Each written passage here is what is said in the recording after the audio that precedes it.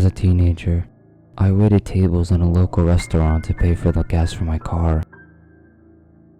I met Mr. Creep there. In my naive mind, he seemed normal at first, despite the fact that he was 20 and wanted to date a 17-year-old. Leaving my job after dark scared me, so I taught myself to get in my car, shut the door, and lock it in one fluid motion. It made me feel safe. One night, I was leaving work and had just got into my car when Mr. Creep seemed to just appear out of nowhere, yanking my door handle to try to open it. I looked into his eyes in the split second before he smiled, and what I saw absolutely chilled my bones. I don't know how to describe the evil I saw.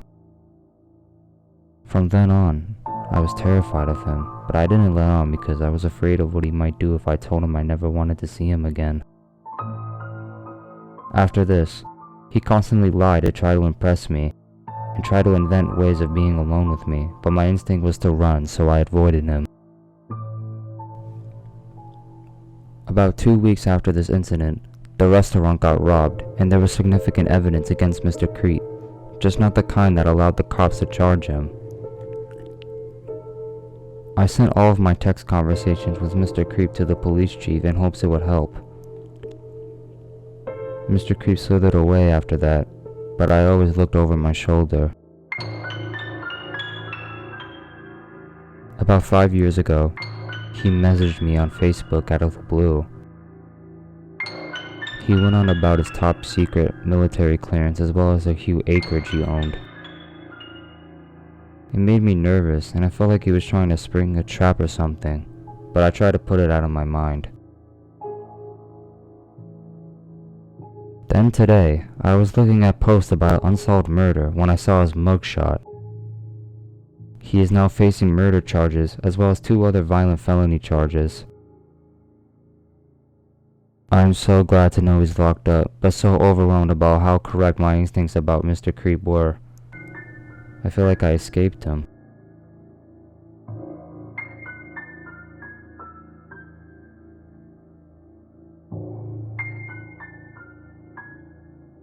It started about 4 years ago when I was living in a friend's house while attending a nearby university. It was myself, my friend, his sister, and their parents. Roughly about 2 weeks into staying there, my friend's sister invited her boyfriend to live in the house too, and by all accounts, he was a pretty cool guy at first, very sociable and full of great stories. We often sat around the table for drinks or talked about life, having a smoke in the garden. Within the first month, however, as he started to get comfortable, cracks started to show in his veneer. He would rant about government conspiracy, how he was always a wronged party. He was big into Sigma male bullshit and martial arts, and Christ did he have a temper. He had this big dog he always kept in a cage that was extremely violent when he wasn't around. The dog attacked his girlfriend and had to be put down. That's when the guilt trip towards her began and the ranting became insistent.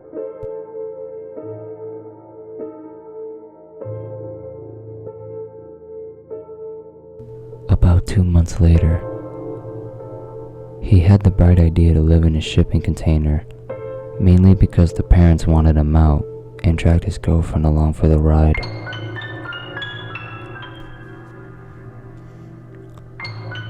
I'm not talking about one of those chick little restoration jobs.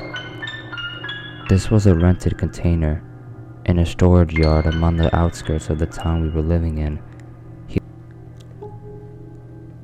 He would intimidate and threaten the staff there constantly until they called the police.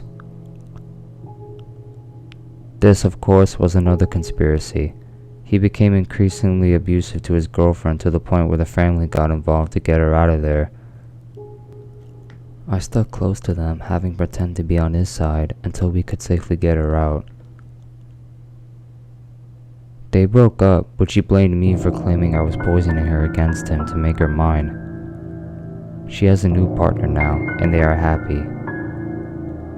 We all blocked the psycho ex on everything possible, but he continued to harass them until eventually he disappeared, or so we thought.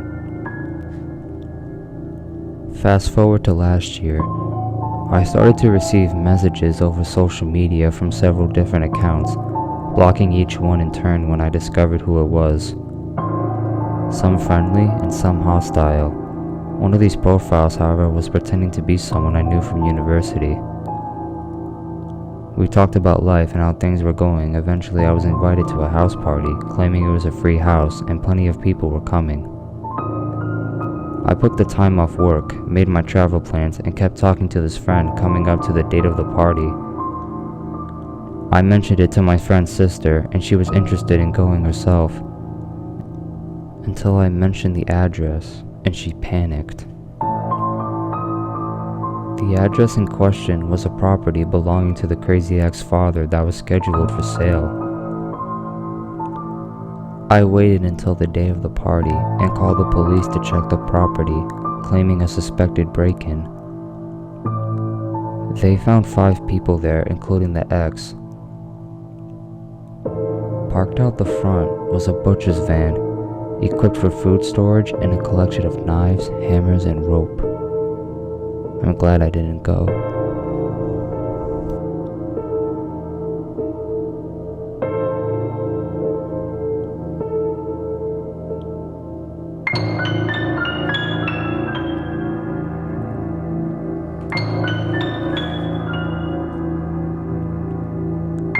This happened to me a few years ago, probably back in 2017 when I was 14.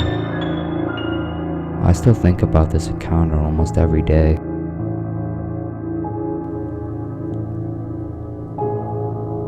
My dad lives near a small wake in Wisconsin.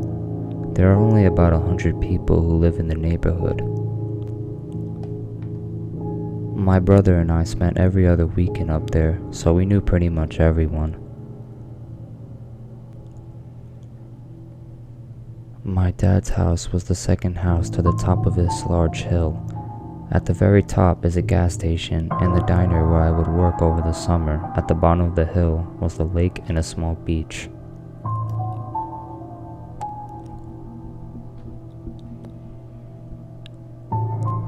That morning, I was waitressing at the diner, and at the end of my shift, I bought a slushie from the gas station and was planning on going down to the beach for the afternoon.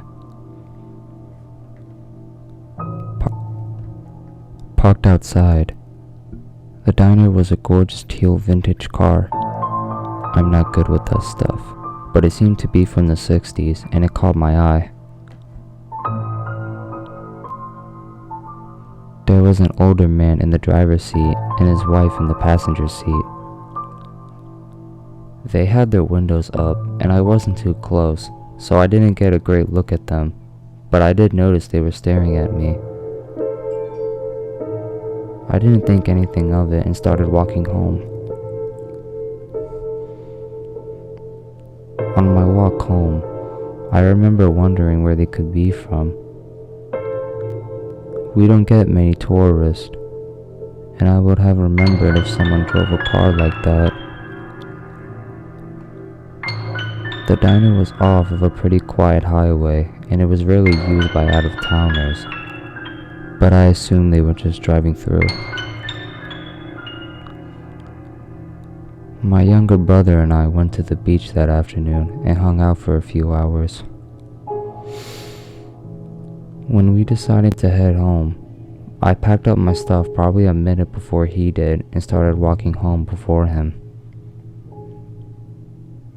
On the walk up, the hill there was probably a half a city block's distance between us.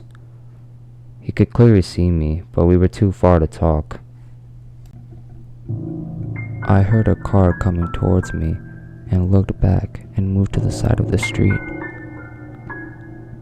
It's the car I saw earlier at the diner. They slow down as they approach me, and I start to get nervous. The woman in the passenger seat rolls down her window, and I'm nearly shitting my pants. They both seemed to be wearing hyper-realistic latex face masks. There seemed to be no beginning and no end to the mask. There weren't noticeable holes for eyes, yet their eyes definitely seemed real, and there was no seam at the edge of the neck. If they were wearing masks, they were some of the best masks I've ever seen and must have cost a fortune, but it definitely wasn't their skin. There's no way. Something about them was so off. The woman asked me for directions to a highway I've never heard of. I didn't drive yet, so this in itself wasn't weird, but I pointed them to the highway by the diner that leads out of town. They thanked me, rolled up the window, and drove away. I ran to my brother and told him what happened, and he said they looked pretty normal when they drove past him, but they looked normal to me that morning as well. The masks were too good. You had to be close enough to notice how strange they looked. There was just something so unsettling about them. They didn't really do anything odd, except asking a girl who was clearly too young to drive for directions. But it was a very small community. I might have been the first person they had seen in hours. It was just the way they looked. I've never seen anything like it, and I haven't seen anything like it since then. I mentioned it to my dad when I got home, but he didn't have much to say about it. I still feel deeply unnerved when I think about it, more than 6 years later. I don't believe in much of the paranormal stuff, and I do think they were human. But why the mask? What were they doing there? And why ask a child who was obviously too young to drive for directions to a highway?